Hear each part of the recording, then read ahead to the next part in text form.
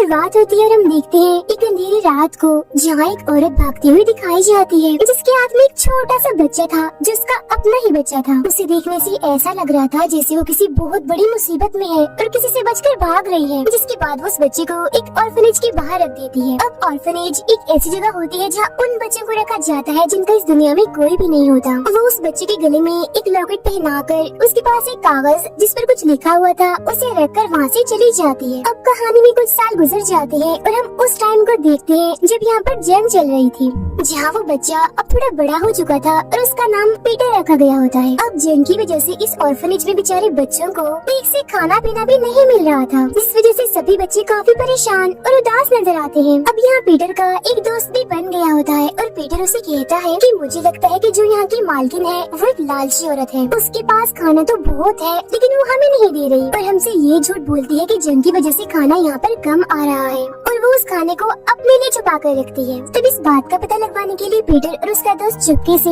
उस मालकिन के कमरे में जाने का प्लान बनाते हैं। और अब जैसे ही वो मालकिन सभी बच्चों को लेकर बाहर जाती है तो इस बीच मौके का फायदा उठाकर पीटर और उसका दोस्त उसके कमरे में जाकर खाना ढूंढने लगते हैं, जहाँ ढूंढने पर वहाँ उन्हें सच में बहुत सारा खाना मिल जाता है जिसे उस मालकिन ने यहाँ पर छुपा कर रखा हुआ था, जिस वजह से दोनों बच्चों को उस मालकिन की ऐसी हरकत पर काफी गुस्सा आता है। पिछले कई दिनों से इस ऑर्फनेज से बहुत सारे बच्चे अचानक से गायब भी हुए थे और ढूंढने पर उन्हें वहाँ पर बहुत सारा पैसा भी मिलता है, जिसका मतलब साफ था कि वो मालकिन इन बच्चों को बेचते भी हैं। पीटर को वहाँ अपने नाम की एक फाइल मिलती है जो कि जाहिर है उसी की थी, जिसमें वही कागज होता है जिस पर उसकी मोम की तरफ से कुछ लिखा हुआ था, जो शुरुआत में उसकी मोम उसके पास रखी गई थी जब वो बहुत छोटा था। अपनी मोम का लिखा हुआ खत पढ़ने लगता है, जिस पर लिखा हुआ था, मेरे बच्चे, बेशक आपने कभी मुझे यानी अपनी मोम को नहीं देखा, लेकिन मुझे यकीन है कि एक न एक दिन आप मुझसे जरूर मिलोगे। यहाँ पर उसकी मोम ने इस बात को भी साफ साफ लिखा हुआ था कि आप कोई आम बच्चे नहीं हो, बल्कि आप बहुत ही खास हो और आप पैदा ही किसी बड़े काम को करने के लिए हुए हो। अब उन बच्चों को वहाँ पर किसी के आने का एहसास होता है, इसीलिए वो भागकर अपने कमरे में जाने लगते हैं, लेकिन वो मालकिन दोनों बच्चों को अपने कमरे से निकलता हुआ देख लेती है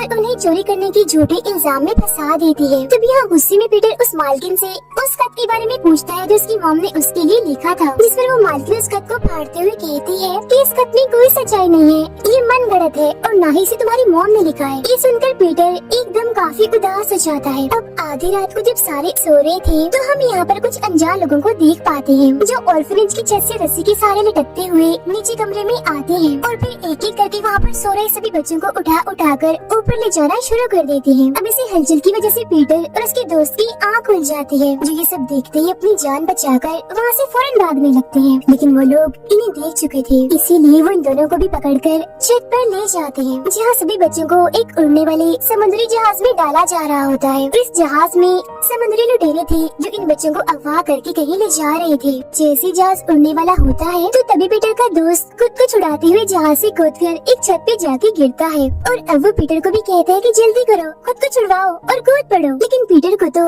ऊंचाई से डर लगता था, इसीलिए वो नहीं कूद पाता। जिसके बाद वो जहाज पीटर और बाकी बच्चों को लेकर हवा में उड़ने लगता है और अभी ये लुटेरे कुछ दूर गए ही थे कि तभी अचानक आर्मी वाले इन पर हमला कर देते हैं। तब जवाब में ये लुटेरे भी आर्मी पर हमला करते हैं। यहाँ पर देखते ही देखते जंग का माहौल बन जाता है, दोनों तरफ से एक दूसरे पर बराबर का हमला हो रहा था, लेकिन तभी वो लुटेरे आर्मी के जहाजों से बचते हुए बादलों में कहीं जाकर गुम हो जाते हैं। फिर अगली सुबह हम उस जहाज को एक अजीब सी जगह पर देखते हैं, जहाँ लगभग पीटर की उम्र के और भी बहुत सारे बच्चे थे जिन्हें इन लुटेरों ने अगवा करके यहाँ पर रखा हुआ था। असल में जो इन लुटेरों का सरदार था वो एक जालिम और लालची इंसान था जिसका नाम ब्लैक बियर्ड होता है। वो इन बच्चों से यहाँ पहाड़ों को तुड़वाता है या फिर कहीं खुदाई करवाता है, जहाँ से हरे रंग के क्रिस्टल निकलते हैं, यानी छोटे छोटे कीमती पत्थर, जिन्हें लुटेरों का वो सरदार यानी ब्लैक बियर्ड ले लिया करता था। अब इसके बाद पीटर को भी इस खुदाई वाले काम पर लगा दिया जाता है, जहाँ उसकी मुलाकात यहाँ के मैनेजर से होती है। पीटर उससे बातें करने लगता है, जिस दौरान उस मैनेजर से इन क्रिस्टल्स के बारे में पूछ लेता है कि आखिर इन क्रिस्टल में ऐसा क्या है, जिस पर वो मैनेजर कहते हैं कि ये क्रिस्टल बहुत ही कीमती है और इसमें जादुई ताकतें भी हैं।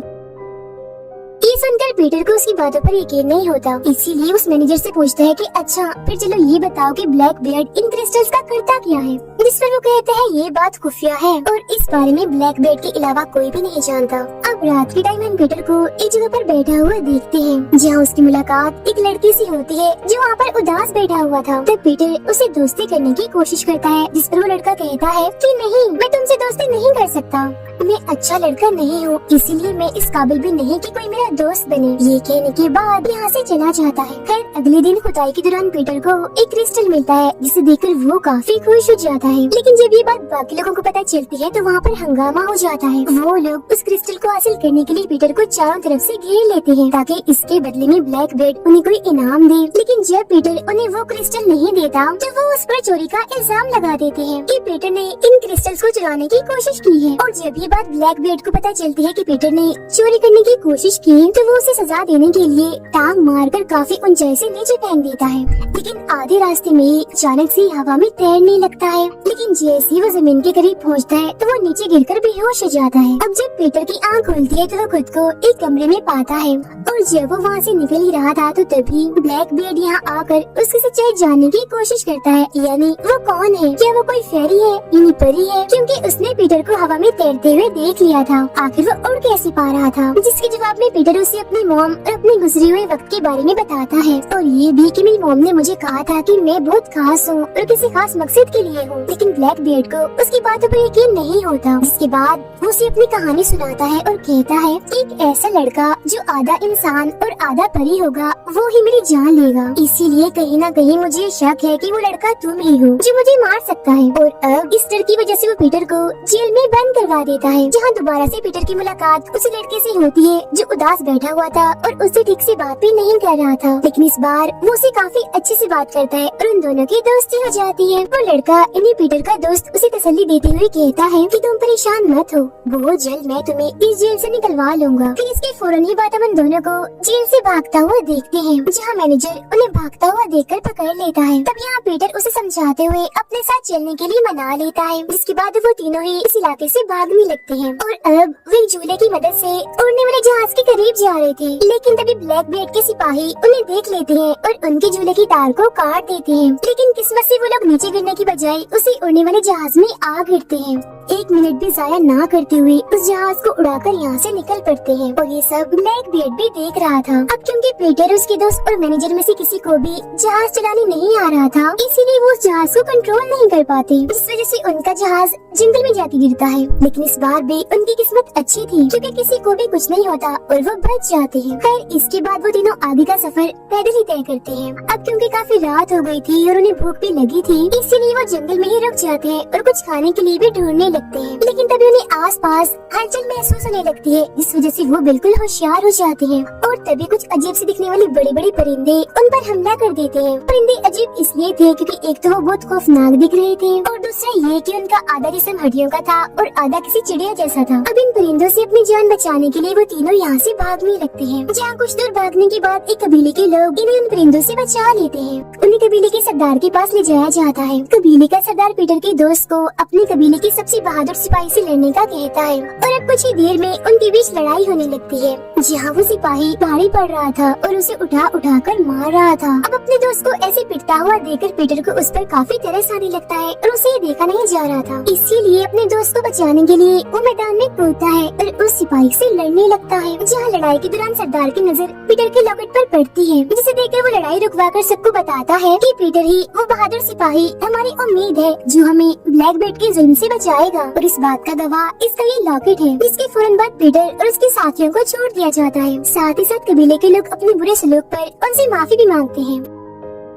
कबीले का सरदार पीटर की ताकतों को चेक करने के लिए उसे उड़ने का कहता है, लेकिन पीटर अब भी ऊंचाई पर खड़ा था और क्योंकि ऊंचाई उसका डर था इसीलिए वो उड़ नहीं पाता। तब ये देखकर सरदार को उस पर काफी गुस्सा आता है, इसीलिए वो पीटर को अगले 2 दिन का वक्त देते हुए कहता है कि अगर 2 दिन के अंदर तुमने उड़कर अपनी ताकतें नहीं दिखाई तो मैं तुम्हें और तुम्हारे साथियों को मार डालूंगा। अब यही हम एक जादूगरनी को देखते हैं जो पीटर को लेकर एक जादुई कमरे में जाती है, जहाँ वो उसके माँ बाप की कहानी बताती है कि तुम्हारे माँ बाप बहुत बहादुर थे और उन्होंने अपनी पूरी जिंदगी ब्लैक बेड को रोकने में लगा दी। फिर उसकी इसी कहानी के दौरान हमें दिखाई जाती है पीटर की मॉम जो एक परी थी, जहाँ एक दिन उन्हें एक राजा से प्यार हो गया, जिसके बाद उन्होंने शादी कर ली। लेकिन जब जब ये बात ब्लैक बेड को पता चली तो उसे काफी जलन हुई, इसीलिए उसने पीटर के मॉम डैड को अलग करने और खुद उसकी मॉम से शादी करने के लिए उन दोनों पर हमला कर दिया। इस हमले में राजा के यानी पीटर के डैड की मौत हो गई, जबकि पीटर की मॉम अपने बेटे की जान बचाने के लिए उसे ऑर्फनेज के बाहर छोड़ाती है। और ये वही सीन था जिसे हमने कहानी के शुरू में देखा था, जिसके बाद उसकी मॉम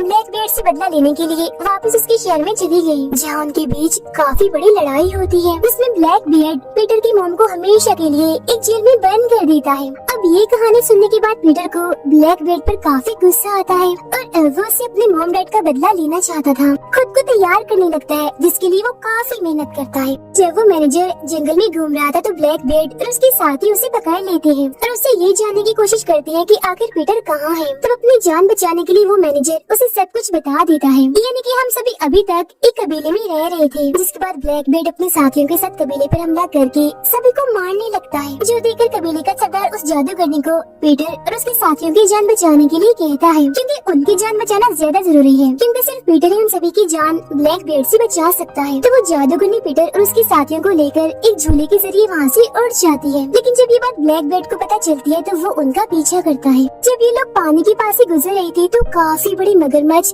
पीटर पर हमला कर देते हैं, जिस वजह से वो पानी में गिर जाता है। अब क्योंकि पीटर पानी में था, इसीलिए वो मगरमच्छ उस पर दोबारा हमला कर देते हैं। लेकिन इससे पहले कि वो उसे खा जाते तभी वहाँ एकदम से जल परियां आकर उसे बचा लेती हैं। जिसके बाद पीटर और वो जादूगरनी एक ऐसे शहर में पहुँचते हैं जहाँ पर परियां रहती हैं, जहाँ एक काफी बड़ा दरवाजा था जिसके उस पार परियां रहती थी। लेकिन उनके वहाँ पर आने से पहले ब्लैक बेड वहाँ पहुँचकर उनके आने का इंतजार करने लगता है, क्योंकि ये दरवाजा ऐसे खुलने वाला नहीं था, बल्कि इसे सिर्फ एक परी ही खोल सकती थी। इसके फौरन बाद ही पीटर और वो जादूगरनी यहाँ पहुँच जाते हैं। और क्योंकि पीटर एक परी का बेटा था, इसीलिए वो उस दरवाजे पर हाथ रखकर उसे खोल देता है। और ऐसा होते ही ब्लैक बियर्ड उन पर हमला कर देता है। लेकिन तभी यहाँ पर रहने वाली परियां पीटर को बचाने के लिए इकट्ठा होकर एक साथ ब्लैक बेड पर हमला कर देती हैं, जिसके जवाब में ब्लैक बेड के लोग भी परियों से लड़ने लगते हैं। दोनों तरफ से एक दूसरे को बराबर की टक्कर दी जा रही थी, यानी उनके बीच काफी बड़ी लड़ाई छिड़ जाती है। ब्लैक बियर्ड पीटर को पकड़ लेता है और उसे मारने ही वाला होता है कि तभी पीछे से पीटर का दोस्त अपने जहाज को ब्लैक बेड के जहाज से टकरा देता है, जिस वजह से अपना कंट्रोल खो देता है। और इसी बीच मौके का फायदा उठाकर पीटर वहाँ से भाग जाता है। वो एक ऐसी जगह पर आ जाता है जो काफी ऊंची थी, लेकिन अपनी जान बचाने के लिए उसे यहाँ से कूदना ही पड़ना था, क्योंकि अभी तक उसके दिमाग में ऊंचाई का डर था, तो वो नहीं कूद पाता। अब वो जादूगरनी ब्लैक बेड के साथियों से बड़ी बहादुरी से लड़ रही थी, जहाँ एक एक करके वो सभी को हरा कर अब ब्लैक बेड से लड़ने लगती है। अब इतनी ही देर में पीटर का दोस्त भी यहाँ पर